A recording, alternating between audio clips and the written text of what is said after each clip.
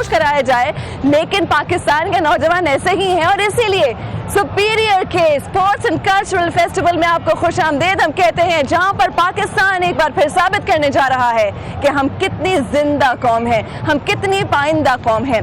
नाखुशगवार वाकयात पाकिस्तान में इसका एक तसलसल है जो नहीं टूट रहा किसी तरह। हमने देखा कि लाहौर में भी ऐसा ही वाकया पेश आया 2 रोज कबल, जिसमें शहादतें भी हुई, जिसमें लोग जख्मी भी हुए। लेकिन क्या इसका मतलब ये है कि पाकिस्तान मर गया? बिल्कुल नहीं। इसका ये मतलब है कि पाकिस्तान एक बार फिर मजीद मजबूत होकर उठेगा और इसीलिए हम कोशिश कर रहे हैं पाकिस्तान को सुपीरियर बनाने की। आप यहाँ पे शोर से अंदाजा लगा सकते हैं कि यहाँ पे क्या हंगामा हो रहा है, कि आपको वक्त पे वक्त हम दिखाएंगे भी। और इसीलिए हमारे जो आज मेहमान हैं बड़े ख़ास लोग हैं, जिन्होंने सोचा है कम से कम इस बारे में कि पाकिस्तान को इकोनॉमिकली, माली एतबार से सुपीरियर कैसे बनाया जाए। और ये ऐसे ही होगा कि जब पाकिस्तान में mentally, physically enabled, mentally physically fit किस्म के लोग पैदा होंगे। और ये उसी सूरत में हो सकता है जब हमारे खेल के मैदान आबाद रहें और हमारा कल्चर फ़रोग पाए। कल्चर के रिवाइवल के लिए आज हम मौजूद हैं। हमारे साथ सबसे पहले मौजूद हैं chairman superior group professor doctor Chaudhary Abdurrahman साहब। बहुत शुक्रिया सर वंस अगेन एक बड़ा मेला सजाने के लिए और हमें थोड़ा ब्रेक देने के लिए स्टूडियो से बाहर। Thank you very much. और तशरीफ़ फरमा है बहुत ही एक और ख़ास शख्सियत सिद्दीकुल फारूक साहब हमारे साथ मौजूद हैं, चेयरमैन मतरूका वक्त अमलाक बोर्ड। बहुत शुक्रिया sir for joining us. Sir आवाज़ समझने में आपको बड़ी प्रॉब्लम होगी, लेकिन ये नौजवानों का ऐसे आप कम नहीं करा सकते इनकी आवाज़ नहीं दब सकती। चले जी, बातचीत का आगाज़ करेंगे। सर ये बताएं, हम जिंदा कौम है साबित हो गया आज एक बार फिर, अच्छे से देख सकते हैं, हमें बताने की ज़रूरत नहीं है, लेकिन ये अनलीशिंग लीडरशिप क्या है? सबसे पहले तो मैं नियो का शुक्रिया अदा करना चाहूँगा जो आज भरपूर कवरेज कर रहे हैं और पूरे पाकिस्तान बल्कि पूरी दुनिया को एक मैसेज दे रहे हैं। 2 रोज़ कबल बड़ा अफसोसनाक सानिया हुआ, जो दहशतगर्द ये चाहते थे कि हमारी ग्राउंड गैर आबाद हो जाएँ और हमारे तालीमी इदारे शून्य हो जाएँ। तो ये उनके लिए बहुत बड़ा मैसेज है कि हम डरने वाले नहीं हैं, बहादुर कौम है और हर हादसा हमें भरपूर खड़ा करता है दोबारा।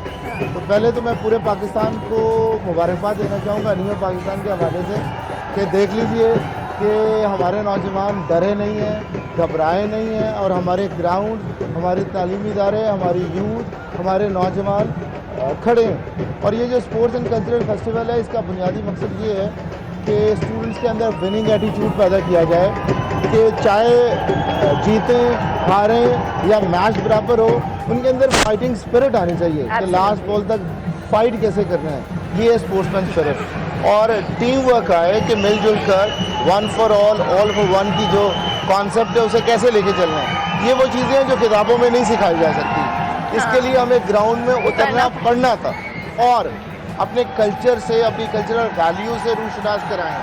Sindhi culture, Punjabi culture, Balochi culture, सरहद का कल्चर। आज आपको बच्चे डिफरेंट लिबासों में मिलेंगे पाकिस्तान के।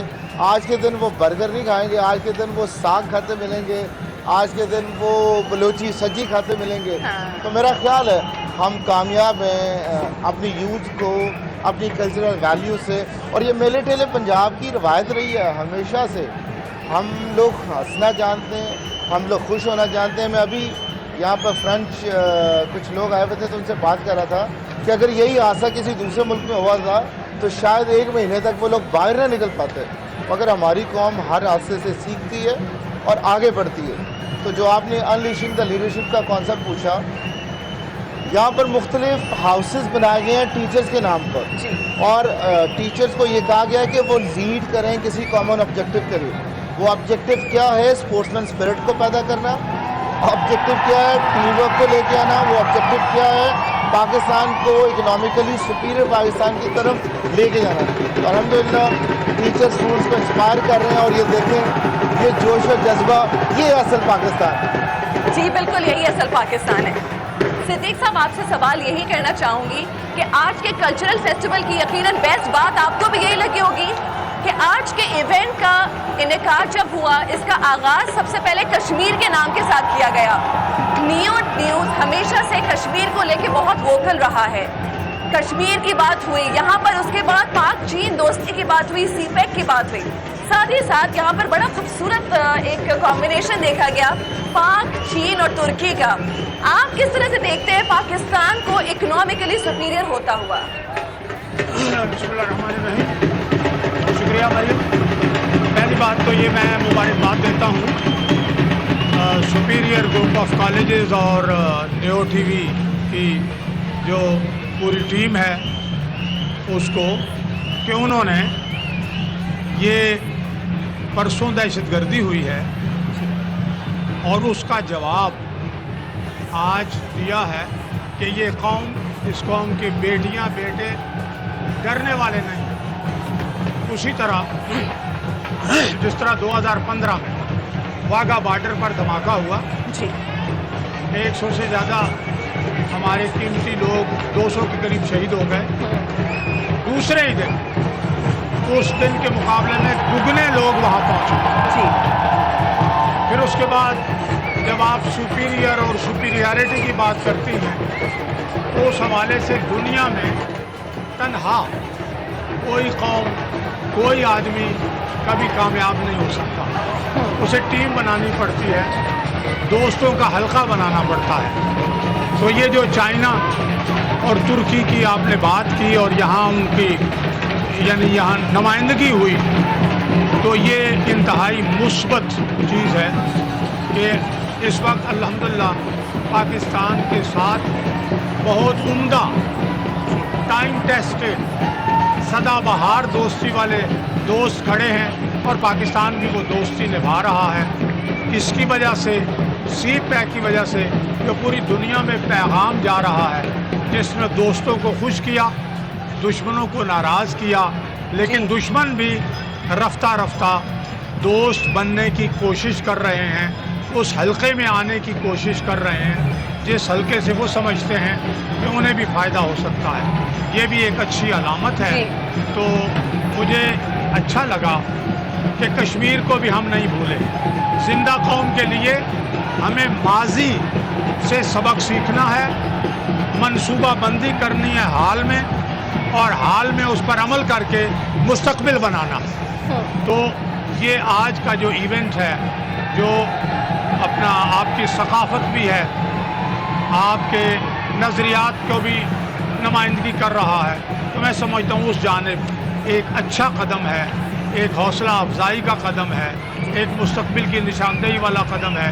और हमें इससे सीखते हुए ये बात अपने आप को भी समझानी है और हर पाकिस्तानी, नौजवान, बूढ़ा, बच्चा, औरत, मर्द, बेनियाज इससे कि उसका क्या मज़हब है, क्या रंग है, क्या ज़ुबान है, कि भाई हमने डरना भी नहीं है, इत्तेहाद पैदा करना है, माजी से सबक सीखते हुए हाल में अमल करना है और इस अपना और इस मुस्तकबिल का और आने वाली नस्लों का मुस्तकबिल संवारना है।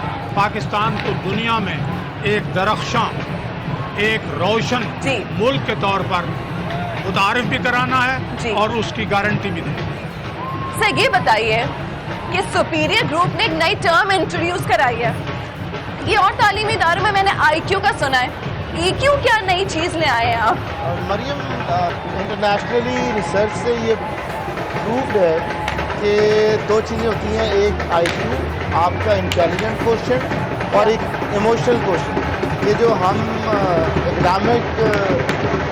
एग्जामिक्स की तरफ रुझान रखते हैं, ये सिर्फ सक्सेस में 20% मैटर करता है। अच्छा। 20% और 80% हम इग्नोर कर देते हैं। ये 80% इमोशनल इंटेलिजेंस है, अपने इमोशंस को समझना और दूसरों को इमोशन को समझना और उनको किसी पॉजिटिव एक्टिविटी की तरफ चैनलाइज करना। सेल्फ अवेयरनेस आती है इसमें कि जानना कि मुझे क्यों बनाया गया, मेरी स्ट्रेंथ क्या है, मेरी वीकनेस क्या है, मेरा विजन क्या है, मैं करना क्या चाहता हूँ।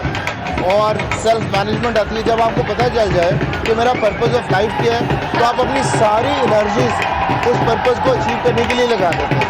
और सोशल अवेयरनेस आती है कि मैं जिन लोगों में उठता बैठता हूँ, जिस ऑर्गेनाइजेशन में काम करता हूँ, जिस यूनिवर्सिटी में पढ़ता हूँ, उसका विजन क्या है, मैं किस तरह मिलकर विजन अलाइन कर सकता हूँ, मैं लोगों के इमोशन को समझ कैसे सकता हूँ। और आखिर में रिलेशनशिप मैनेजमेंट, इंसान सोशली मूव करता है, हम लोग एक दूसरे के साथ मिलके चलते हैं।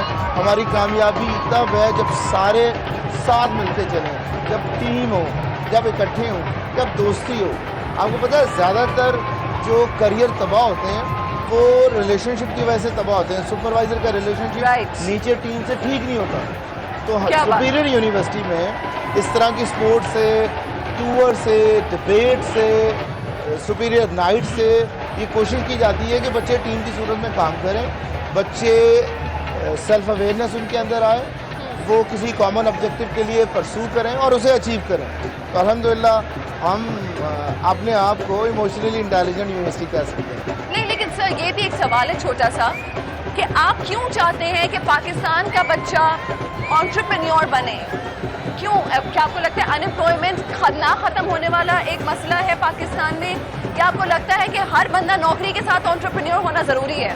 मरियम, इतनी आउटस्टैंडिंग अपॉर्चुनिटीज़ हमारे दाएं बाएं फिर रही हैं कि मैं ये समझता हूँ कि किसी दिन अमेरिका और इंग्लैंड से लोग वीज़ा लगवाने पाकिस्तान आया करेंगे कि हमने काम करना है। ये जो सी पैक की अपॉर्चुनिटी हमें मिली है ये आउटस्टैंडिंग है। मैं एक आम सी एग्जांपल देता हूँ कि अगर किसी की ज़मीन के अंदर से सड़क गुजर जाए तो वो प्लॉट जिसकी वैल्यू 1 लाख होती है रातों रात वो 50 लाख का हो जाता है। तो यहाँ पे तो पूरी दुनिया की सड़क गुजर रही है। जी। तो हमें ज़रूरत है कैपेसिटी बिल्डिंग की, हमें ज़रूरत है अपने इंफ्रास्ट्रक्चर को और ज़्यादा स्ट्रॉन्ग करने की, और हमें ज़रूरत है स्मॉल एंड मीडियम बिजनेसेस की, और सबसे बढ़कर हमें एंटरप्रेन्योरियल माइंडसेट की ज़रूरत है। हमें इस माइंडसेट की ज़रूरत है कि हमारे बच्चे जॉब सीकर ना हो, वो जॉब क्रिएटर हो, वो इनिशिएटिव लें, वो इनोवेटिव आइडियाज़ के साथ आगे बढ़ें, वो रिस्क लें, वो अपना नाम खुद पैदा करें। और कुरान पाक में भी है 90 हिस्से रिस्क के तिजारत में होते हैं। और हमारा मुल्क तभी आगे जा सकता है जब स्मॉल एंड मीडियम बिजनेसेस को, जब एंटरप्रेन्योरशिप को फ़रोग दिया जाएगा। Really nice. फ्यूडल माइंडसेट खत्म होने के बाद इस मुल्क का कोई बड़ा आदमी करता नहीं है, लेकिन अगर कोई की जा रही है बात, इसको एंजॉय कीजिए। याद होगा आपको कि सियालकोट का जब इंटरनेशनल एयरपोर्ट बना तो बड़ी वाह हुई, क्योंकि वहाँ की बिजनेस कम्युनिटी खुद खड़ी हुई और एयरपोर्ट तक बना दिया। तो हमें इंतजार नहीं करना, हमें पूछना नहीं है, हमें मांगना नहीं है, हमें करना है। We need to produce doers in Pakistan. एक छोटे से ब्रेक और new Pakistan will be right back.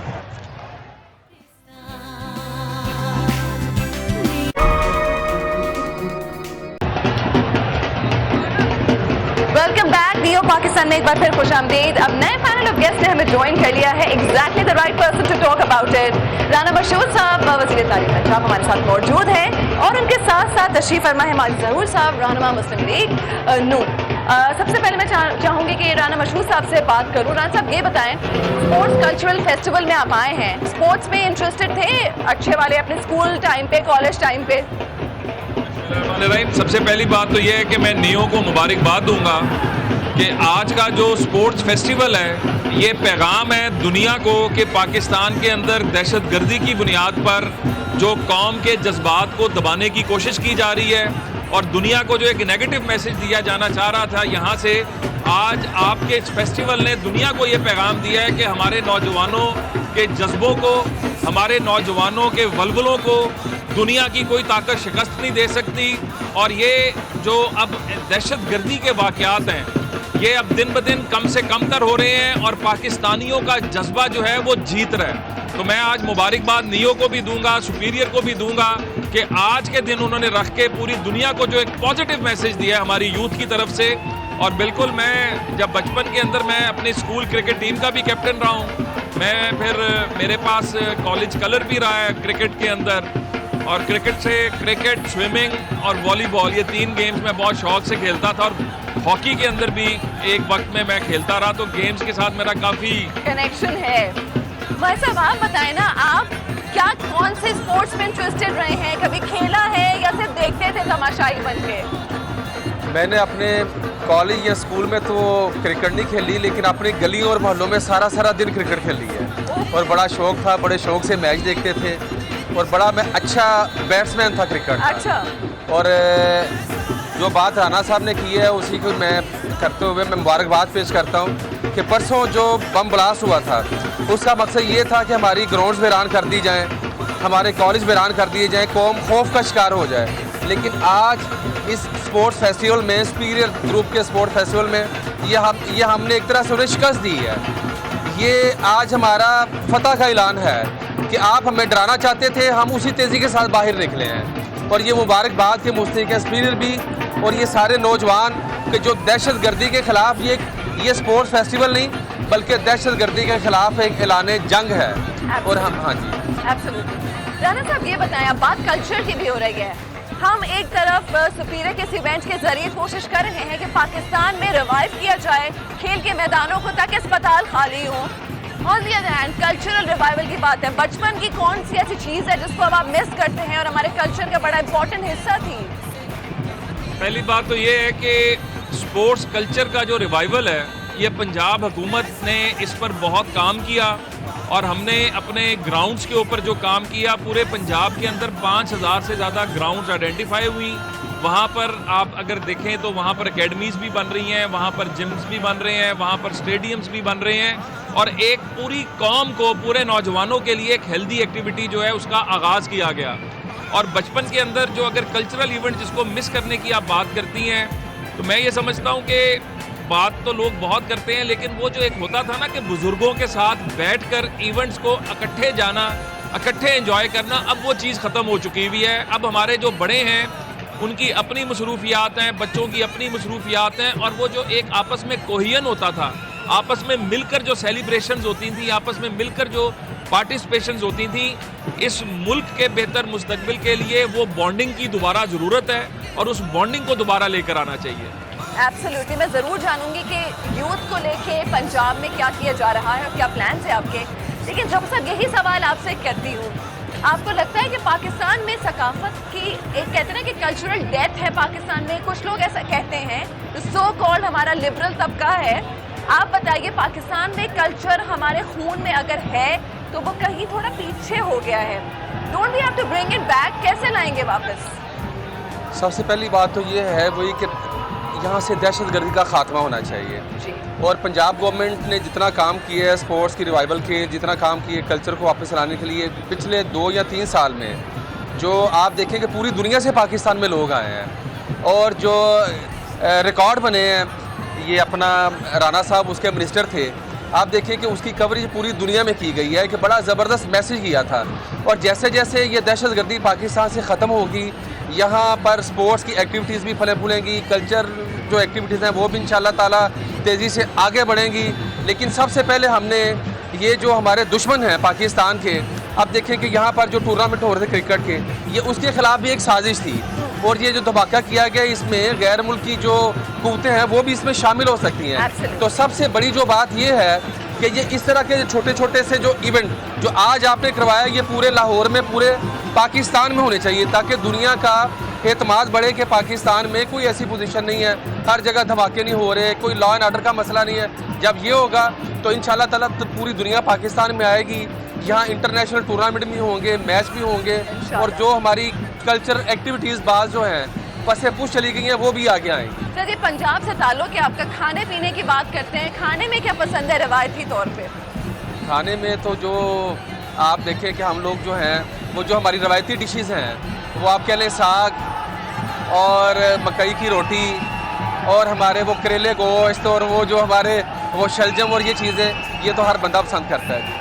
Rana साहब आप बताएं आज क्या खाएंगे? यहाँ पे इतने सारे रवायती खानों के स्टॉल्स लगे हैं। ये जो माजिद साहब ने बात की, मेरी कमज़ोरी है साग और मकई की रोटी, अगर है तो वो खा के जाऊँगा यहाँ से। हाथ की सरसों के साग और मकई की रोटी। अब सरसों का साग जो है ये तो अब बदकिस्मती है कि देहातों में मेरे जो गांव के अंदर बनता है, मतलब उस तरह का साग देसी घी और मक्खन के साथ, उसका एक अपना ही मज़ा है और उसको मैं बड़ा मिस करता हूँ और मतलब मेरी कमज़ोरी है साग और मकई की रोटी। चलें, वेरी नाइस। ना सर बताएंगे, ही सवाल करेंगे यूथ अफेयर्स को लेके कि नौजवान जो है उनका जो पागलपन है, उनका जो जुनून है, उसको स्ट्रीमलाइन करने के लिए पंजाब में क्या किया जा रहा है? देखें, अब ये एक ऐसा सवाल है, इसके अंदर नौजवान की जो डेफिनेशन है, अगर आप देखें तो 11-13 साल की उम्र से कहते हैं कि नौजवान की डेफिनेशन में आप फॉल करना शुरू कर जाते हैं और इस नौजवान को कैटर करने के लिए अगर पंजाब को अगर आप बात करें तो पंजाब जो है पाकिस्तान का 60% है और पंजाब आबादी के हवाले से दुनिया के 185 मुल्कों से बड़ा है। मतलब 185 मुल्कों से आबादी के हवाले से पंजाब जो है एक मतलब बड़ा है और इस पंजाब में 60% यूथ है। अब इस यूथ को कैटर करने के लिए आपको एजुकेशन के अंदर, ना सिर्फ एजुकेशन के अंदर, टेक्निकल एजुकेशन के अंदर, वोकेशनल ट्रेनिंग के अंदर, और इसके साथ साथ फिर आपको स्पोर्ट्स के अंदर, कल्चर के अंदर आपको एक पूरी पॉलिसी जो है वो अहाता करती है। और पंजाब वाहिद सूबा है जिसने यूथ पॉलिसी 2012 में बनाई, जिसमें हमने यूथ के भट्टे पे काम करने वाले यूथ से लेके एलीट यूनिवर्सिटीज़ में पढ़ने वाले यूथ के जो मामलात हैं उनकी स्टडी की, और उसके ऊपर वो यूथ पॉलिसी आई। और उसकी रोशनी में पंजाब में अगर आप आज देखें तो हम जो अपना स्कूल एजुकेशन को ठीक कर रहे हैं, जो हायर एजुकेशन पर फोकस है, जो हमारा दुनिया का इस वक्त सबसे बड़ा टेक्निकल ट्रेनिंग के हवाले से जो हमारा एक रेजीम खड़ा हो चुका हुआ है, vocational training, hospitality services, you name it, हम अपनी यूथ को, और फिर जो है सेल्फ एंटरप्रेन्योरशिप, स्टार्टअप्स, ये हम दुनिया का जो बेहतरीन मॉडल है अपनी यूथ को इंट्रोड्यूस करा रहे हैं। तो हुकूमतों का काम होता है प्लेटफॉर्म मुहैया करना, जो शहबाज शरीफ साहब इस यूथ को प्रोवाइड कर रहे हैं, और जिसकी वजह से हमारी यूथ अब दुनिया में अपना खोया हुआ मुकाम हासिल कर रही है, और पाकिस्तान अपना इस यूथ की वजह से खोया हुआ मुकाम अचीव कर रहा है। तो मैं ये समझता हूँ कि पंजाब की जो पॉलिसीज़ हैं वो यूथ फ्रेंडली हैं, एजुकेशन फ्रेंडली हैं, और इनके बैकग्राउंड के साथ हम एक मजबूत प्लेटफॉर्म अपनी यूथ को मुहैया कर रहे हैं। सर, यही सवाल आपसे करना चाहूँगी, अगर नौजवानों के पागलपन को, उनके जुनून को आपने सही राह नहीं दी या सही रास्ता नहीं दिया तो वो भटक जाते हैं। आपको क्या लगता है कि यूथ पॉलिसी में कौन कौन सी चीज़ें शामिल करनी चाहिए ताकि यूथ पॉलिसी जामे तरीके से उस पर अमल कराया जा सके? मैं तो ये समझता हूँ कि चाहे खेल के मैदान हो या आपके क्लासरूम्स, यूथ को मौका मिलना चाहिए कि वो अपना टैलेंट एक्सप्लोर कर सके, ठीक है, हर मैदान में। और पंजाब गवर्नमेंट की ये पॉलिसी है, आप खेल के मैदान देख लें, स्कूल देख लें, कॉलेज देख लें, यूथ को मौका मिल रहा है अपनी सलाहियतों को शो करने का, और उन्हें एडमायर भी करती है पंजाब गवर्नमेंट। आप देखें कि खेल के मैदानों में जो नौजवान सामने आए हैं, अल्हम्दुलिल्लाह वो आप पाकिस्तान लेवल पे, पंजाब लेवल पे और पूरी दुनिया के लेवल में जो उनका टैलेंट है उनको मनवाने की कोशिश की जा रही है। और आप इसी तरह देखें, स्कूलों में देखें, कॉलेज में देखें, जो टैलेंटेड स्टूडेंट हैं उन्हें भी पंजाब गवर्नमेंट, ये आप लैपटॉप प्रोग्राम देख लें, ये भी एक तरह से उनके टैलेंट को एडमिट करने का एक तरीक़ाकार था। तो ये पंजाब गवर्नमेंट की जो कोशिश है, हमने फोकस किया हुआ है यूथ को, कि चाहे वो खेल के मैदान हो, आपकी यूनिवर्सिटीज़ हों, आपके कॉलेज हों, आपके स्कूल हों, वहाँ यूथ की हौसला अफजाई की जाए। सर, आपको लगता है, एक सवाल ज़रूर करना चाहूँगी, पाकिस्तान में जो लिटरेसी डिटर्मिन करने का फॉर्मूला है उसको रिवाइज होने की ज़रूरत है? देखें, बदकिस्मती ये रही कि हमारे सेंसस ही नहीं हुआ, और लेकिन हमने ये काम किया कि हमारा जो डिपार्टमेंट ऑफ स्टेटिस्टिक्स है, हुकूमत पंजाब का भी और वफाकी हुकूमत का भी, हमने इन दोनों को मिलाकर और डिफरेंट अदारों को मिलाकर हमने एक सर्वे अपने तौर पर करवाया, जिसके अंदर जो फिगर्स आती हैं कि हमारे कहीं पर कहा जाता है कि जी हमारे जो हैं 8 मिलियन बच्चे, कहीं पे कहा जाता है जी 7 मिलियन बच्चे आउट ऑफ स्कूल हैं, और कहीं पर कहा जाता है कि लिटरेसी का जो रेट है वो 60%, 50%। हमने ये जब ये सारे सर्वेस किए, जिसके अंदर हमने यूनाइटेड नेशंस को भी, जिसके अंदर हमने डिफिट को भी, जिसके अंदर हमने डिफरेंट जो प्राइवेट ऑर्गेनाइजेशंस हैं इनको मिला के भी, तो जो सर्वे के अंदर फिगर पंजाब के हवाले से आई वो 3.4 मिलियन की थी। और इस 3.4 मिलियन को हम ग्रेजुअली अपने सिस्टम में एजुकेशन के लेकर आते गए, और 2018 तक हमारा जो विज़न है और जो हमारी कोशिश है, जिसमें हम इंशाल्लाह ताला कामयाब हो रहे हैं कि 5 से 9 साल की उम्र का कोई बच्चा पंजाब में स्कूल से बाहर नहीं रहेगा।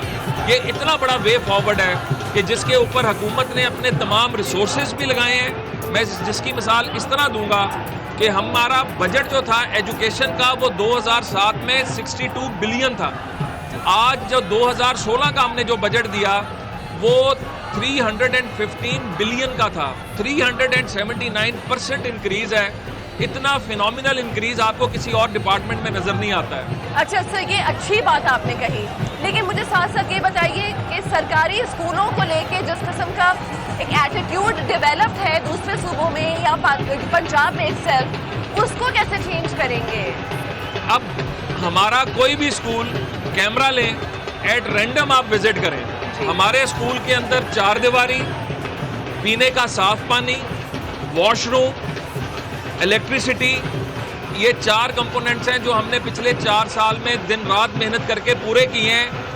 अभी हमारा कोई 1.5% स्कूल ऐसे हैं 54,000 में से जिनके अंदर कोई ना कोई फैसिलिटी की कमी है। अदरवाइज ये 99% हम जो हैं ये तमाम फैसिलिटीज़ दे चुके हैं, जिसका रिजल्ट क्या निकल रहा है, हम टीचर्स की क्वालिटी के ऊपर तवज्जो दे रहे हैं। हमने पिछले 4 साल के अंदर 2.25 लाख टीचर भर्ती की है और सारा मेरिट की बुनियाद पर किया है, NTS के जरिए किया है, और ये काबिल बच्चे और बच्चियां जो हैं एक्चुअल चेंज मेकर हमारे स्कूलों में बन रहे हैं। और रिजल्ट क्या निकल रहा है, हमारे टीचर अटेंडेंस 94% से ऊपर खड़ी है, हमारी स्टूडेंट अटेंडेंस जो है वो 92% से ऊपर है, जिसको हम 96% पे लेके जा रहे हैं। चले जी, इस पे तमाम तर मौजूद पे आइंदा आने वाले शोज पे भी हम बात करेंगे। Thank you very much Rana Mashhood साहब, थैंक यू वेरी मच दोस्तों for joining us. Neo news से तो आपको कनेक्टेड रहना ही पड़ेगा।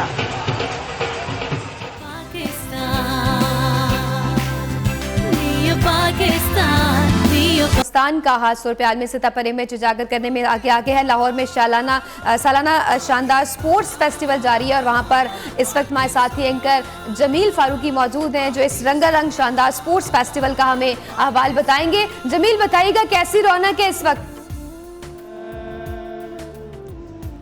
जी बहुत शुक्रिया। सुपीरियर ग्रुप ऑफ कॉलेजेस और सुपीरियर यूनिवर्सिटी की जानिब से कल्चरल और स्पोर्ट्स फेस्टिवल 2017 का आगाज़ किया गया है और इंतहाई शानदार आगाज़ हुआ। सुबह 7 बजे से ही तलबा की एक बहुत बड़ी तादाद यहाँ पर पहुँची है और स्टूडेंट्स की जानिब से मुख्तलिफ हाउसेज में कॉन्टेस्टेंट की हैसियत से अपने आप को प्रेजेंट किया गया है। आपको बता देता हूँ यहाँ पर बॉयज़ के 13 हाउसेज हैं जबकि गर्ल्स के 4 हाउसेज हैं और इन हाउसेज की जानिब से यहाँ पर मार्च पास किया गया और chairman doctor professor Abdul Rahman यहाँ पर मौजूद थे। उनके साथ साथ पाकिस्तान मुस्लिम लीग नवाज के सीनियर रहनुमा सिद्दीकुल फारूक साहब आए, वो मौजूद रहे। इसके अलावा मैं आपको बता देता हूँ एजुकेशन मिनिस्टर राना मशहूद साहब और उनके अलावा बहुत बड़ी कदावर सियासी शख्सियात और सुपरस्टार्स यहाँ पर मौजूद रहे।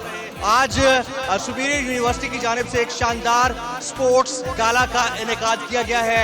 आप मेरे बैकग्राउंड में अगर कैमरामैन दिखा सके तो आप देख सकते हैं इस वक्त सुपीरियर ग्रुप ऑफ कॉलेजेस की जानिब से, सुपीरियर यूनिवर्सिटी की जानिब से पीछे स्टॉल्स लगाए गए हैं, स्टेज सजाया गया है। स्टॉल्स पर खाने पीने की बहुत सारी अशिया दस्तयाब हैं जहां पर तलबा मौजूद हैं और वहां से अपने खाने पीने की अशिया न सिर्फ खरीद रहे हैं बल्कि जोश और खरोश का भी इजहार किया जा रहा है। आप मेरे बैकग्राउंड में अगर राइट साइड पर देखें तो देख सकते हैं यहाँ पर सुपीरियर ग्रुप ऑफ कॉलेजेस और सुपीरियर यूनिवर्सिटी के chairman professor doctor Abdul Rahman और उन